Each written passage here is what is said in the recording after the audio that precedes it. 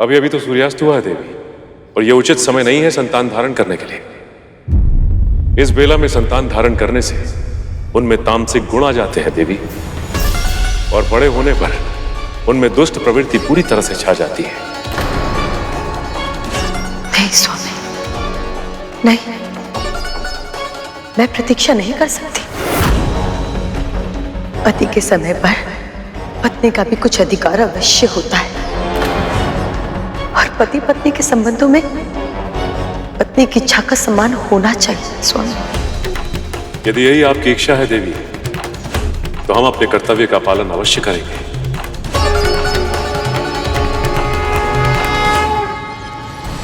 जैसा उन्होंने कहा था बिल्कुल वैसा ही हुआ। असुरों में जन्म से ही तामसिक गुण थे।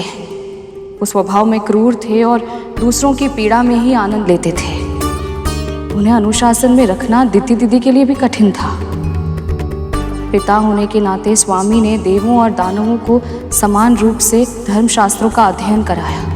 देवताओं ने अपनी शिक्षा का अर्थ भी समझा और उसे विश्व कल्याण के लिए अपने कर्म में भी उतारा।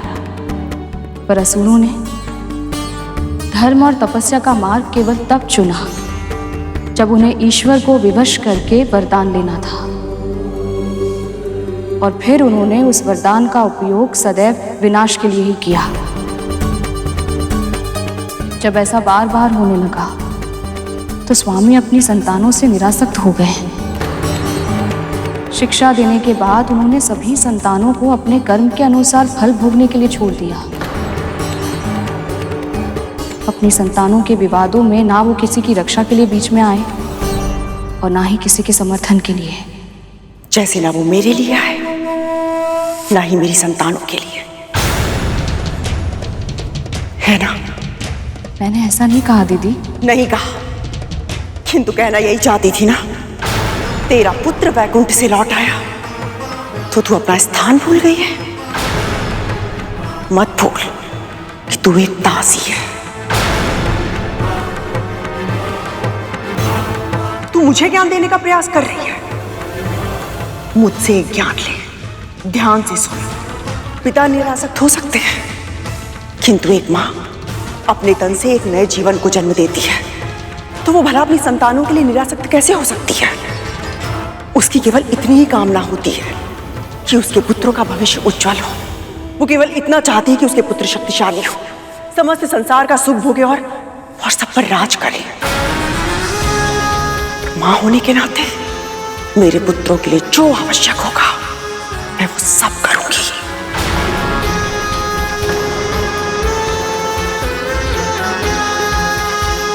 पर दीदी, महारानी हूं मैं। इसके पहले कि मेरी क्रोध की सीमा पार हो, चली जाए यहां से।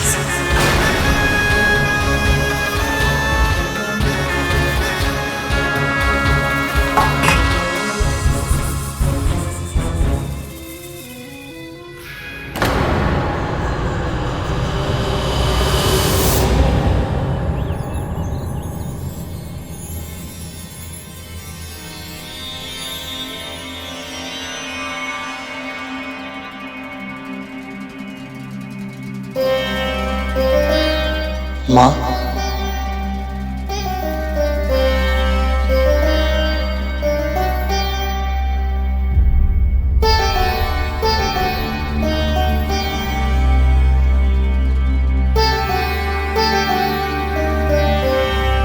महारानी,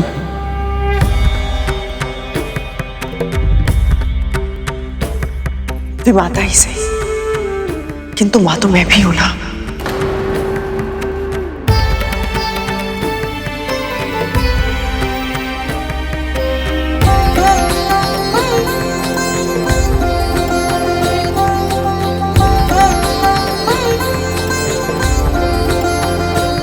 क्या देख रहा है तू? अपना सौभाग्य।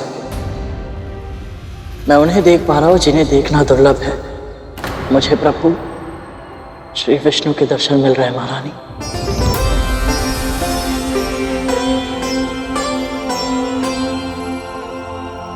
मुझे तो वहां कुछ नहीं दिखाई दे रहा।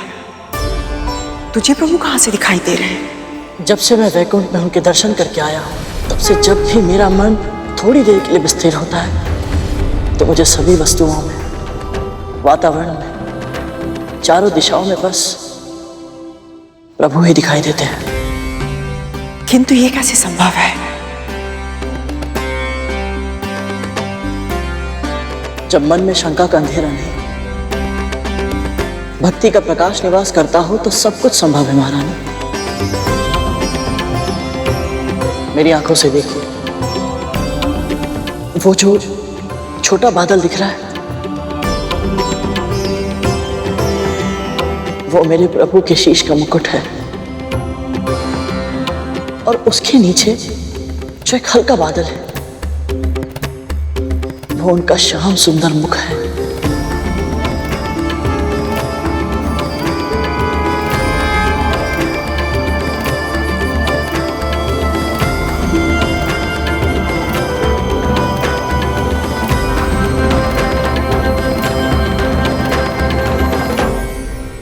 ब्रह्मा ने सृष्टि की रचना की, शिव उसके लयंकर है, जिनमें सब लय हो जाता है। प्रलय भी उन्हीं में है और विलय भी उन्हीं से है।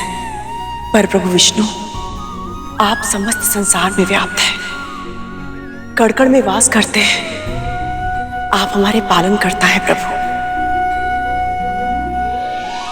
जब इस धरती पर अधर्म बढ़ता है, तब आप अवतार लेते हैं ताकि अधर्म का नाश हो और धर्म की पुनर्स्थापना। आप महान हैं प्रभु, आप महान हैं। महारानी, आप श्री नारायण के बारे में इतना कैसे जानती हैं? तुझे क्या लगता है बस तेरी माँ को ही नारायण के बारे में पता है? मेरी तरह महारानी भी दक्ष पुत्री है। प्रभु भक्ति हमारे पूरे परिवार की रगों में रक्त की तरह बहती है। एक सत्य बताऊं तुझे, बचपन में विष्णु जी के पहले अवतार की कथा इन्होंने ही सुनाई थी मुझे।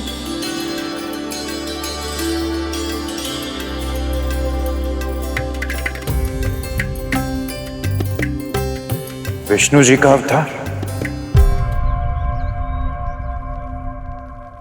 सत्य मां, प्रभु ने पृथ्वी में जन्म लिया था। पर कौन सा अवतार मां, और क्यों? प्रभु विष्णु कहते हैं, जब जब धर्म की हानि होती है और अधर्म की वृद्धि होती है, तब तब सत्पुरुषों का उद्धार करने के लिए, पापियों का विनाश करने के लिए और बुराई को मिटाने के लिए तथा धर्म की पुनर्स्थापना करने के लिए वो प्रकट होते हैं। महारानी, मुझे इस कथा को जानने की बहुत इच्छा हो रही है। हम सभी सुनना चाहते हैं महारानी, और आपसे अधिक सुंदर ढंग से इस कथा को और कोई नहीं कह सकता। सुनाइए ना। ठीक है।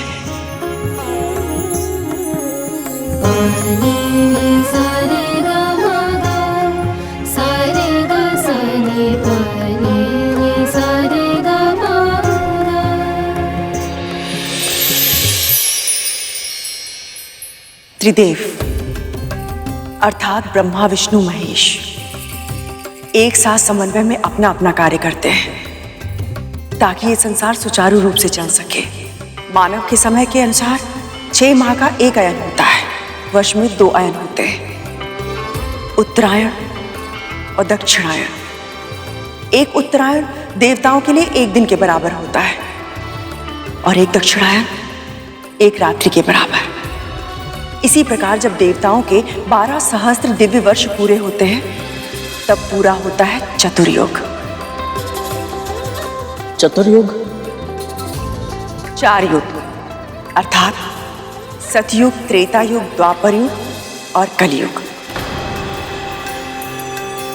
ऐसे 1 सहस्त्र चतुर्युगों के बराबर ब्रह्मा जी का 1 दिन होता है और वो दिन समाप्त होने पर नैमित्तिक प्रलय होती है। समस्त सृष्टि का विनाश हो जाता है।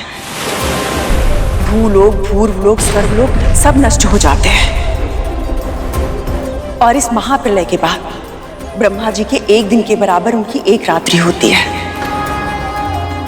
और ये रात्रि बीतने के बाद सृष्टि के विकास की यात्रा फिर से प्रारंभ होती है। फिर से नया जीवन जन्म लेता है। फिर से संसार 4 युगों में बंटता है। और ये समय का क्रम यूं ही चलता रहता है लगातार, जब तक ब्रह्मा जी के 100 वर्ष पूरे नहीं हो जाते तब तक। हे ईश्वर, समय इतना विशाल है, इतना वृहद है, इसकी तो कल्पना भी नहीं थी मुझे। सचमुच में पृथ्वी का ऐसा विभाजन, सृष्टि की ये यात्रा अद्भुत है। विकास, विनाश, सृष्टि और संहार, ये जीवन का अटल नियम है। समय समय पर इन्हें होना ही होता है, तभी तो संसार का संतुलन बना रहता है। ऐसे ही एक समय आया था प्रलय का, जब धरती पे महाराज सत्यव्रत शासन कर रहे थे। ओम सूर्य देवाय नमः। ओम सूर्य देवाय नमः। महाराज सत्यव्रत, मत्स्य, मुझसे तुम बात कर रहे हो? जी महाराज, मैं आपकी शरण में हूं, मेरी रक्षा कीजिए। सत्यव्रत अपने धर्म का पालन अवश्य करेगा। ऐसा कहकर महाराज सत्यव्रत ने उस मत्स्य को अपने कमंडल में रख लिया।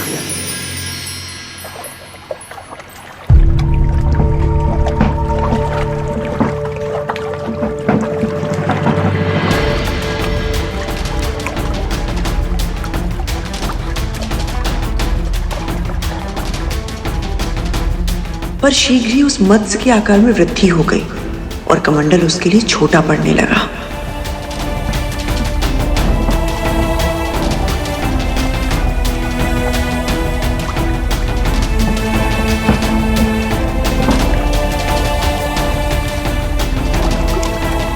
तब महाराज को एक बार फिर उस पर दया आई और उन्होंने उस निरीह प्राणी को कमंडल से निकालकर एक बड़े पात्र में डाल दिया।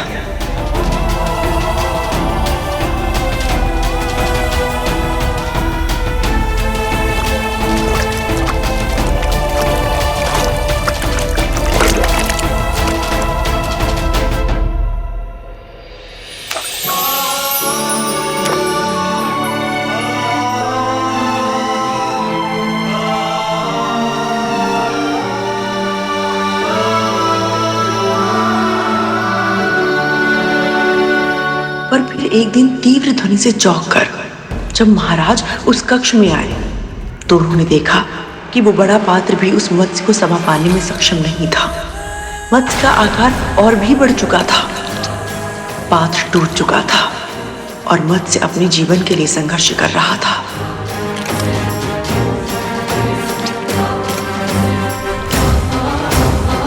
अब महाराज के सामने उसे समुद्र में पहुंचाने के सिवा और कोई चारा ना था। जैसे ही मत्स्य ने उस अनंत जलराशि वाले समुद्र में प्रवेश किया, अचानक वातावरण बदल गया। बिजली कड़कने लगी, बादल गरजने लगे। अंधकार और प्रकाश के संयोग से अलौकिक दृश्य छा गया और महाराज सत्यव्रत को उस मत्स्य की महिमा का आभास हो गया। आप कोई साधारण मत्स्य नहीं है, अवश्य ही कोई दिव्य आत्मा है। अपना सच्चा स्वरूप दिखाने की कृपा कीजिए देव।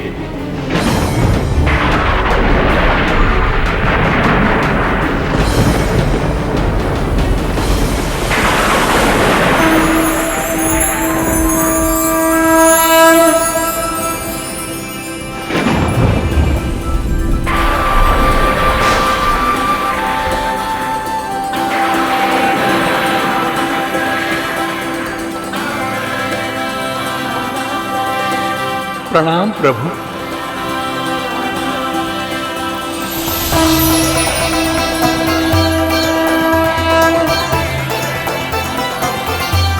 हे राजन, ये समस्त संसार 7 दिन के बाद नष्ट हो जाएगा। असुर हयग्रीव ने वेदों को चुरा लिया, अज्ञान की कालिमा और उससे उत्पन्न हुई दुष्टता चारों ओर फैल गई है।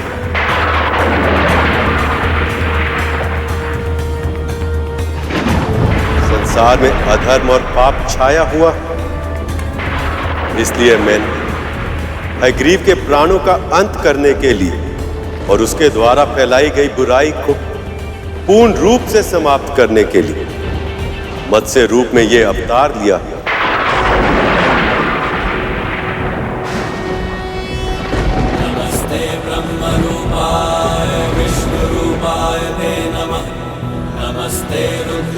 आज से ठीक 7वें दिन पृथ्वी पर विनाश का तांडव होगा।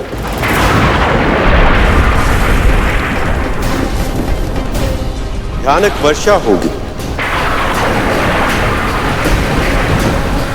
समुद्र का जल स्तर इतना अधिक बढ़ जाएगा कि पूरी पृथ्वी उसमें डूब जाएगी।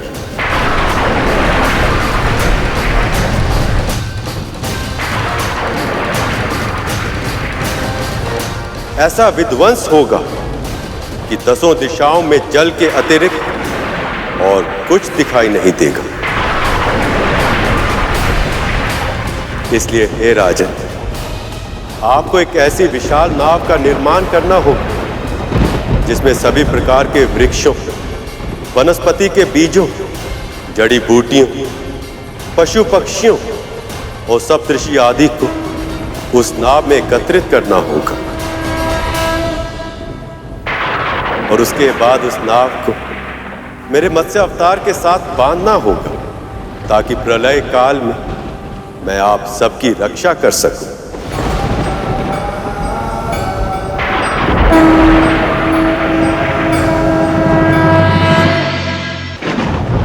कालांतर में जब सृष्टि का सृजन होगा तब उस नए संसार की आप प्रजापति कहलाएंगे। विनाश के मध्य जीवन के संरक्षण और विकास का दायित्व आपको ही निभाना होगा।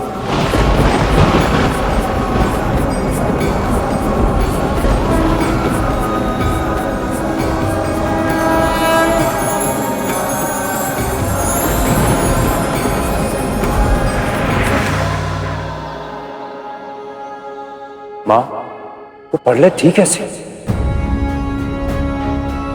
और मां विष्णु जी ने मत्स्य अवतार लेकर सबको मृत्यु के मुख से सुरक्षित बाहर कैसे निकाला, यह भी बताइए ना।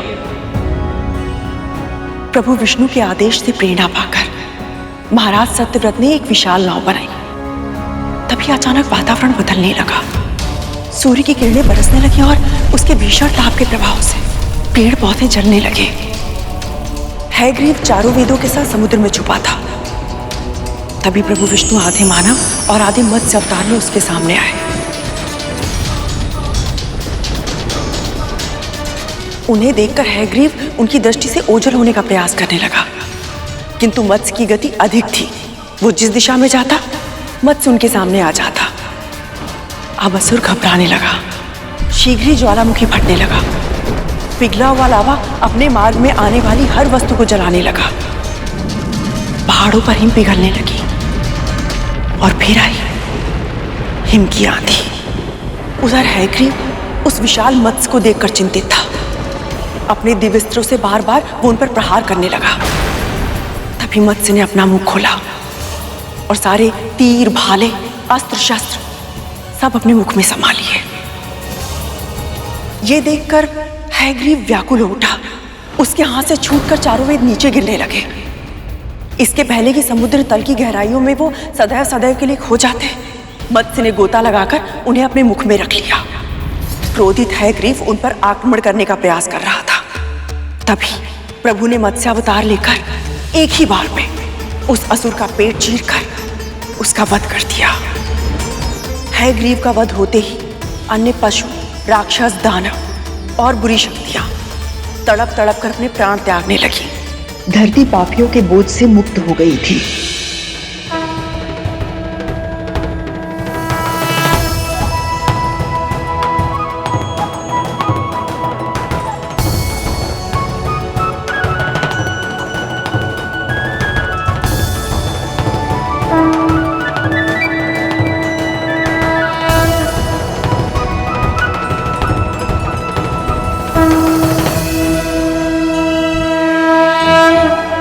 आपकी कथा सुनकर मुझे परम सुख और शांति की अनुभूति हो रही है,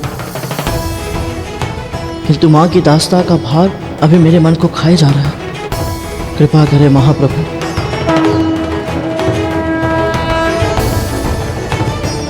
मेरी माँ को इस दास्ता से मुक्त कराने में मेरी सहायता करें।